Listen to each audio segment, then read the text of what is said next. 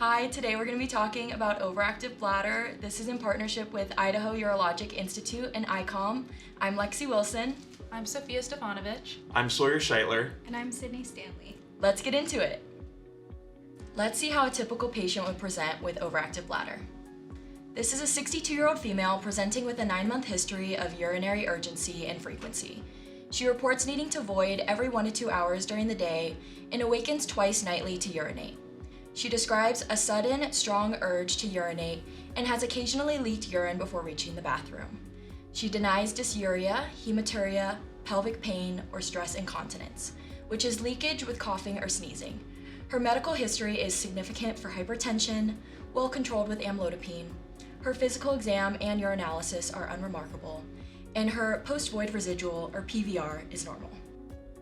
So we're going to briefly go over what overactive bladder is and why it matters, how to diagnose overactive bladder, and what some of the treatment options are. So first of all, what is overactive bladder? The AUA, the American Urological Association, and SUFU defines it as urinary urgency usually accompanied by frequency and nocturia with or without urinary urgency incontinence, or UUI, in the absence of UTI or other obvious pathologies.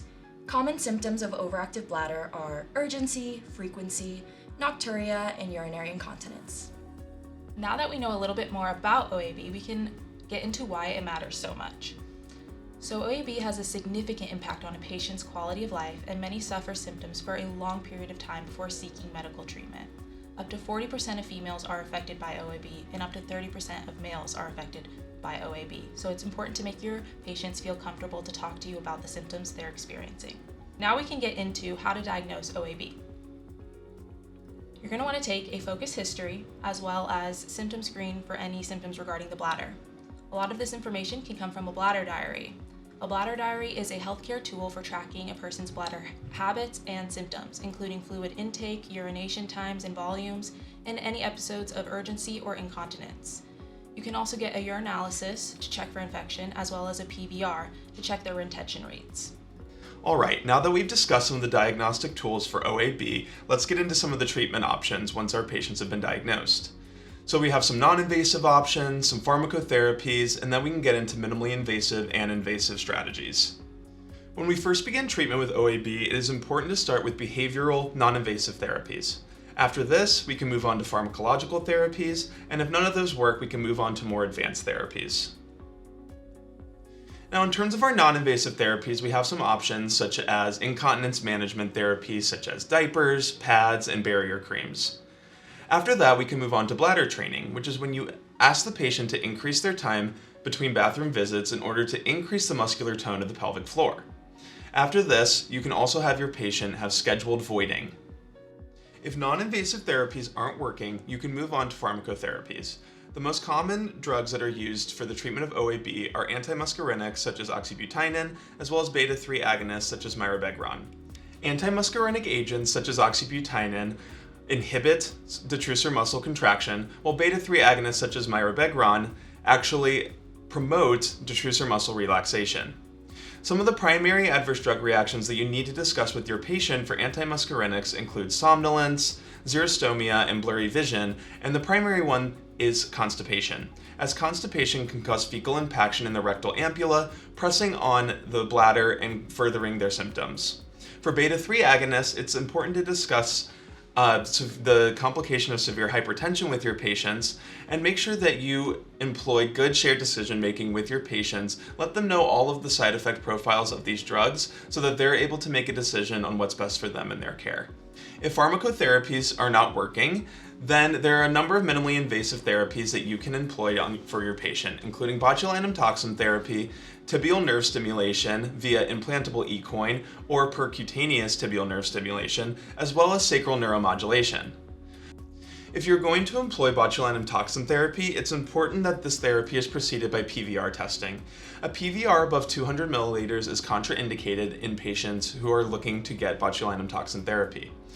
Tibial nerve stimulation can be performed via implantable ecoin or via percutaneous. The implantable E-coin can be placed in the ankle, and the percutaneous method can be performed in the office by your physician. The sacral neuromodulation is also an implantable that can be placed in the lower back area. Both tibial nerve stimulation as well as sacral neuromodulation work on the pudendal nerve to promote detrusor muscle relaxation. It is important to keep in mind that both minimally invasive and invasive therapies require referral to a urologist, but it's important for you to know as a provider in order for you to be able to give all of your options to your patients. In terms of invasive therapies, urologists can perform a bladder augmentation cystoplasty, a urinary diversion, or eventually an indwelling urethral catheter. Bladder augmentation cystoplasty involves creating an incision in the bladder in which a portion of the small intestine is put into the incision site to increase the volume of the bladder. Urinary diversion involves redirecting the ureters to an ileal conduit and having a stoma, which is a hole that is created by the surgeon in order for urine to be able to exit out of a site other than the urethra. In terms of an indwelling urethral catheter, this is a refractory procedure when all other therapies are contraindicated, ineffective, or no longer desired. It's important to counsel on the potential side effects of urethral erosion and trauma, as well as severe urinary incontinence. So now that we've discussed how to diagnose OAB and the various treatment options that are available, let's talk about how to make a decision with your patient on what treatment option is best for them. When discussing OAB and treatment options with your patients, you want to consider their values, their preferences, and their treatment goals, and use this information to empower them to make informed decisions regarding their care and their treatment plan.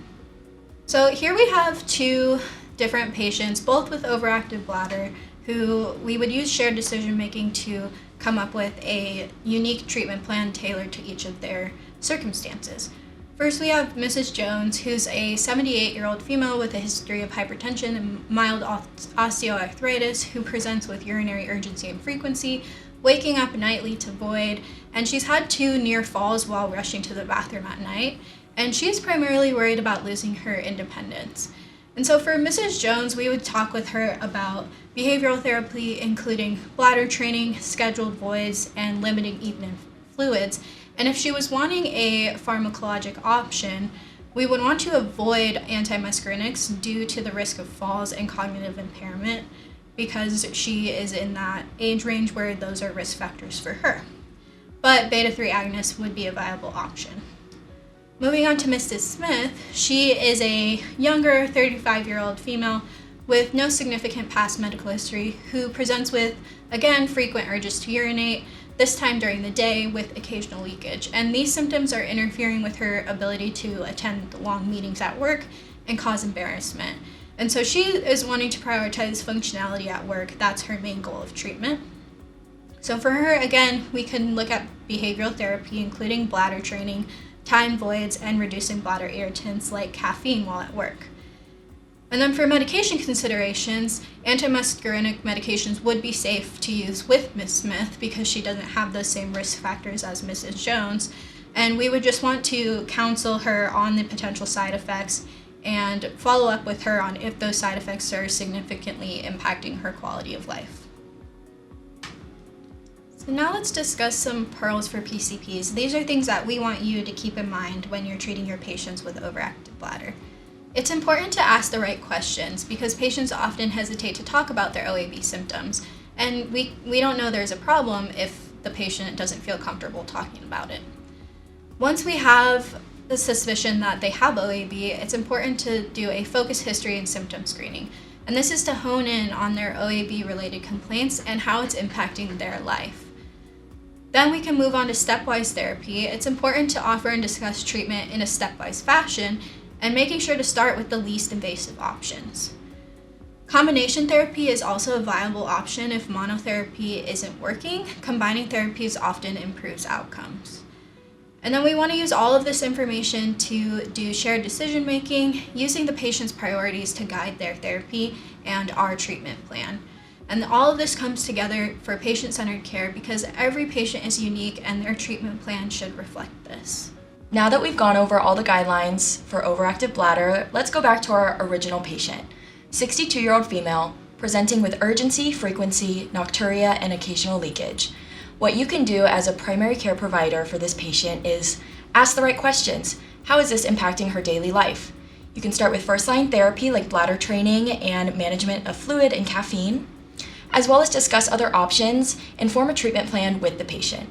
Thank you for watching this presentation, and thank you to Idaho Urologic Institute and Dr. Don King for helping us with this presentation on overactive bladder. I hope you feel more comfortable with seeing, managing, and treating patients with overactive bladder.